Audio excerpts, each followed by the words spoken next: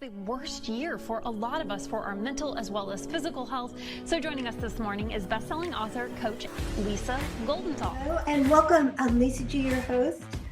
You're at the top of your game, yet the game is changing faster than ever. Strategies that got you here aren't the ones that'll keep you here. The pressure is relentless, and the fear of obsolescence looms large. That's why I'm here. Welcome to the new podcast series, Disrupted: How to Be Gritty and Unlock Performance in Business, Mindset, Wellness, and Success to help you master disruption. Thanks for coming, and I'll see you soon.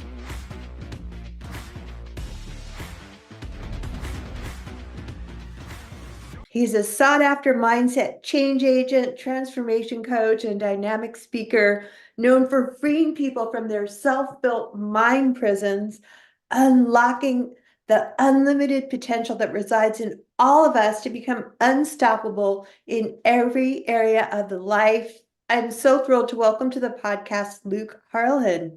Oh, it's a pleasure to be here. Thanks so much, Lisa. Well, since you are a mind expert, I want to talk to you about winning the war within your mind, because we all face that war. Sure. No, it's one of those things that we're constantly battling. And the first thing to realize is that that war resides within yourself. Obviously, it's within your own mind, and you're fighting two elements. One are your limitations, your myths, your limiting beliefs, the misconceptions, the stories that we tell ourselves. Yeah. And then the other thing we're battling is the influence of others that we've given permission to allow us to dictate how we think we should live our lives, or what we should do in certain areas of it. So we're battling those two inner voices. And it can be very confusing and frustrating to figure out which is your unique and authentic voice. What do you really want to do? And that takes a lot of practice and mindfulness, but it can be done, and you have the absolute authority and power to do it, to resolve the clarity that you need to achieve the things that you want to do in life. Well, there's so much to unpack in that. Like, what if in your war of your mind, let's say you're in a battle with others and they're trying to tell you how you're supposed to be, and then you're in something which would be known as a reaction to that. How can you win the war in your mind when it's not self-inflicted? Sure. Well, actually, at the end of the day, it's all self-inflicted, because we have the ability to choose whether we allow to give our power away, whether we allow to give our decision-making away to the influence of others. And that's the difference, which is in our free will of creating space between, at the end of the day, what we really want to do is to stop reacting emotionally automatically to things that we're triggered by, and this we have an automatic routine in executing, to then start responding intelligently. And how we do that is create some space. So when something happens externally, or someone says something, or you feel the pressure of it, you have to take that pause. And this was very big with Viktor Frankl in A Man's Search for Meaning, which is take that pause. And what I like to tell my clients is ask yourself, is this serving me? Is this serving my goals? What are my goals? What do I want to do? Is my reaction to this, if I follow suit with this, what other people want from me, and it's not what I want for myself, is it really serving my goals? So there's a first step in self-awareness and mindfulness that we can take action on to really kind of put our defenses up and really clarify, instead of just reacting to things, to start intentionally responding to the way we want it to happen, to make sure that we're getting what we want.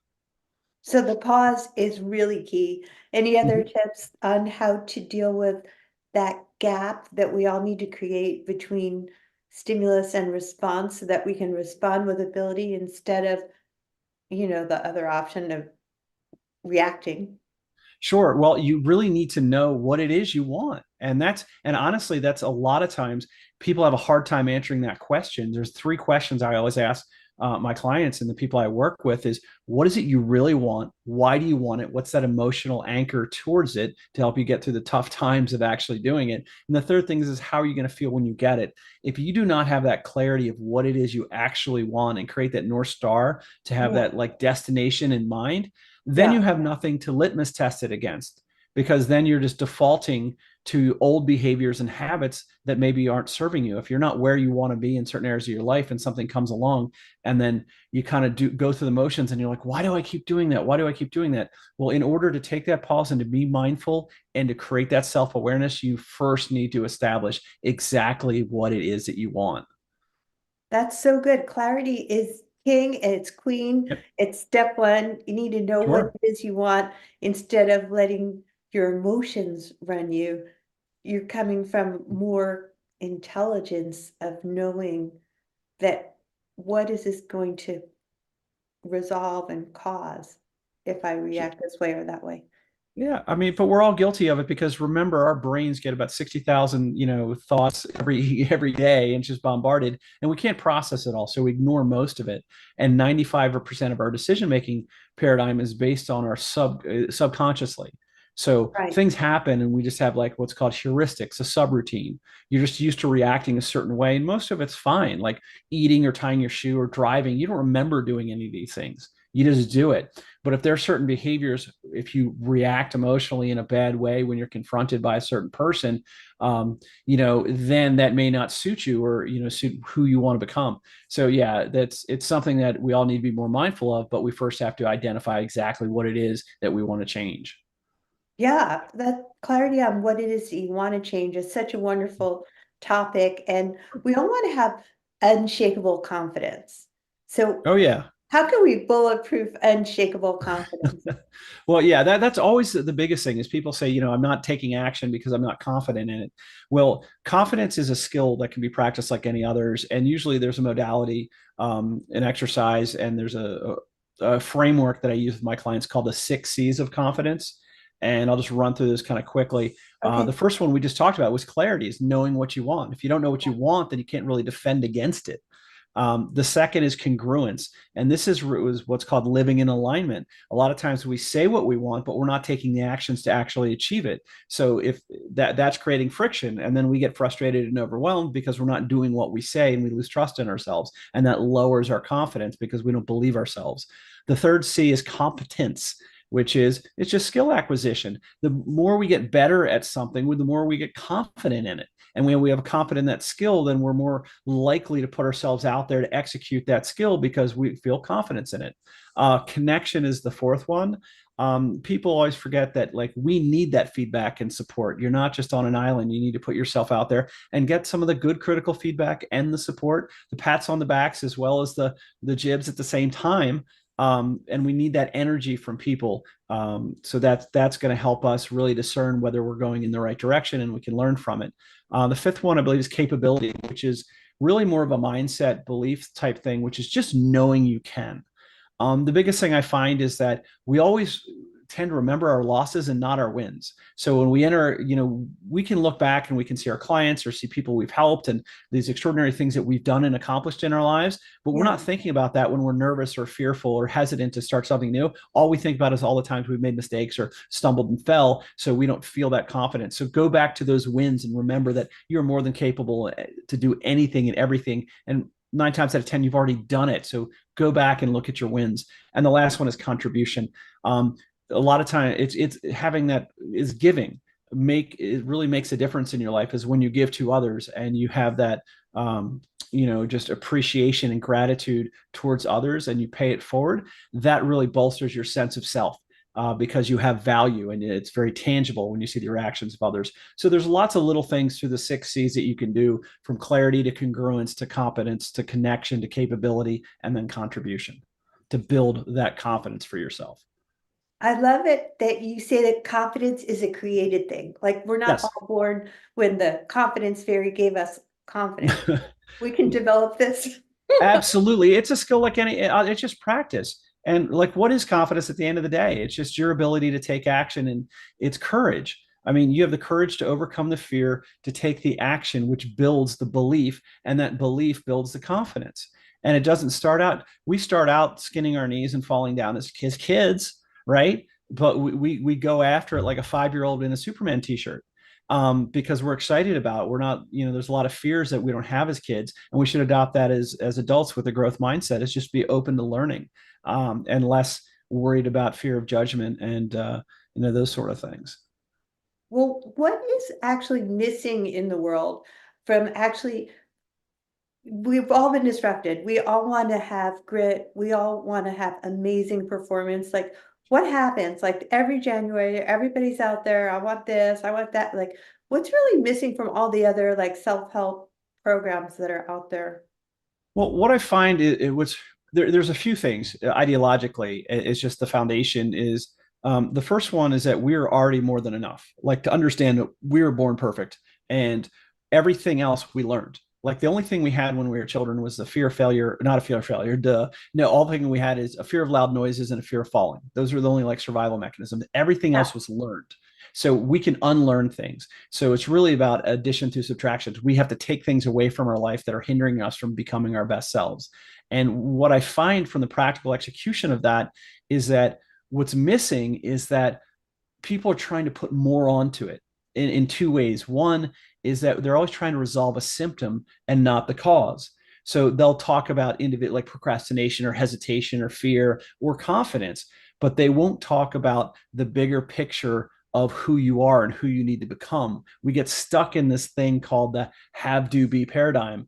And that's where we think we can't do anything until we have the perfect plan, enough money, or that bigger network, or whatever it is, in order to do those things, to achieve the things we want, to then be that person that we envision, that we say every January 1st, I want to be this or be that. And it's actually backwards. Is actually we have to become that person first in order to do the hard things to then have what we want. Because right now, if you don't have what you want, you can't get it the way you currently are. And that strikes a lot of people the wrong way. I'm just saying, well, if you knew how to do it, you would have done it already. If you were the person that had the character traits and the things that could do it, then you would have done it. You just might need some instruction, some clarity, some perspective, some coaching to follow a new path to get that. What do I really want? Why do I want it? And how am I going to feel? Until you get that direction, then you can form a real plan with a North Star and then start executing on it to achieve your goals. So what happens is that we get stuck in this thing where we're waiting around for the right time, and there is no right time. It's the old adage, like, when's the best time to plant a tree? 20 years ago. When's the second best time? Now. And Yeah. the last thing I'll say is that, and it kills me because I see it all the time coming through my feeds and things like that, is this: take this $7 course on confidence and this $12 course on how to do this and how to do that. And then now you're like, oh, I got to do the miracle morning. I got to get up at 5 a.m. I got to work out. I've got to do a cold bath. I got to do sauna. I have to do my affirmations and write in my journal and my manifestation. And dear, look at my vision board. And it's like noon already. And you're just overwhelmed. Stop adding to it. All of those things have its place, but those things aren't going to make the difference. The difference is, what do I need to do to become more disciplined? Who do I need to become? What are my character traits? What are those things that I need to do to create new behaviors and habits, get rid of old limiting beliefs? Because those are really the restrictions. We have the key to our mindset prison. We have limitations that we set for ourselves. We need to remove those and think bigger, and then acquire the skills to achieve them. Oh, so much wisdom bombs in such a short interview. Let's just say for clarity. Okay, so we all have Sure. clarity. We all have goals. We want to dismantle limiting beliefs like you're not good Mhm. enough, or you're not worthy, or you're not lovable, and Sure. clear off your plate and be, do, have instead of have, do, be. Like all of these things are great, but is clarity, like having the awareness of the limiting beliefs, a good place to start? Like when let's say you failed before and you want to start something, and then there's that voice in the back of your head. Sure. How do you get clarity just to start over? Well, that's where you go into the the dark, and you look in the mirror and you start and you go into the first shift. There are 5 shifts in my mindset freedom program that takes people through this sense. And that first one is that clarity in that self-awareness, where we work on those 3 questions. What is it that you really want? And that's a hard thing, because for most people, most of our life is built around serving others, whether it's our Yeah. family or our employees or our business. And we never really take that time to ourselves because we're taught we're being selfish. But we're actually being selfless to get really clear with what we want and how do we want to be more impactful and leave a legacy and pay it forward and be of service to others. that's where you got to get in touch with it. That's sort of the clarity in the dark to ask yourself those questions and do it without any restraint. Kind of like the question you always say, if money were no option, or if you had a magic wand, or if you could wave your hand, what would your ideal life look like? Because it's about the what and the why. We get caught up in the how. Well, how am I going to do it? I don't have the resources or the money or the knowledge or the skill block. We start creating those limitations. Suspend your limiting belief for 5 seconds and just say, hey, in a miracle world, what do I want to achieve? And just focus on the what and the why. Because when you know what it is you want, why you want it, then the how will start to reveal itself. And this is where people need to have faith and belief in the process. It will come to you. This is the old adage of, Martin Luther King, Dr. King, who said, you don't need to see the whole staircase. You just need to take the first step. And the first step is figuring out what that strong what is, and then the why. And how's it going to make you feel? When you tie those together, that is the clarity piece that will open the doors and allow your mind to expand to then start searching for the right plan, the right process. The doors will open. Things you're going to have to go learn and acquire and go through to make all those things happen. So yeah, that's really where you want to start. That clarity piece starts with the self-awareness of exactly what you want to, who you want to become, and what do you want to achieve. I love how it starts with clarity. That is such a great step for you guys. Just listening to this whole series of Disrupted, How to Be Gritty and Unlock Performance. Any last words you want to leave our audience with? You're more than enough. You have all the tools within you. You just have to make a decision. That's the only thing you have to do, is make a decision and commit to it. And then everything else is about acquisition and discipline and seeing it through. Powerful words. Luke Harlan, I know you have a gift for our audience. Where can people find more of your wisdom? Sure. At my website, lukeharlancoaching.com, LUKEHARLAN coaching.com.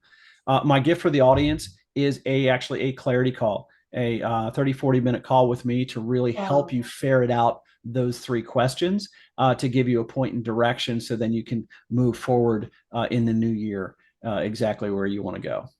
Well, thanks, Luke Harlan. That's a wonderful offer. My pleasure.